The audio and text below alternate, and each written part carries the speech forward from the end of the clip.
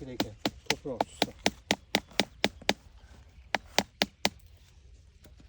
ipimiz Buni orasidan olingan, olinmagan bizga o'sha holatda Kesilgan yo'q hali kesilgan biroq. Yo'q, endi hozir ko'rsatib qo'yishadi.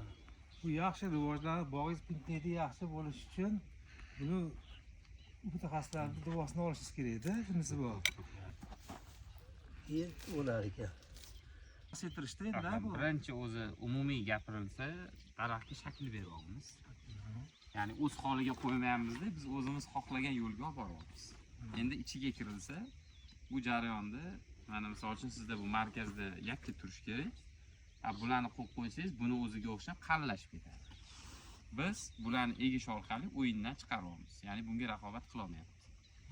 Ikkinchi maqsad yotqizgandan keyin bular mevaga yotadi. Foyda bor, yotgan shox sekinlaydi, sekinlaganda keyin mevaga yotadi. Bu rivojlanib katta bo'lib ketaveradi. Tepaga qarab ketaveradi bular. Buni mo'lana vaqt buni o'sha bukish kerak bo'lmaydi o'zi. Yo'q, keragi bo'lmaydi. Agar sekin o'ssa yoki men aytdim, boshqa instrumentlar bor dedim. Mabodo kuchayib ketadigan bo'lsa, misol uchun ularning o'rnida uzunroq, qalinroq shox bo'lsa va o'sha yerda bo'shliq bo'lsa, misol uchun mana bu yerda biz bundoq qilsak bo'ladi. Taxminan bir qarch qoldirib kesib qo'ysak bo'ladi. Va bundan kesganingizdan keyin mana bunaqa mayda shoxchalar chiqqan bo'ladi.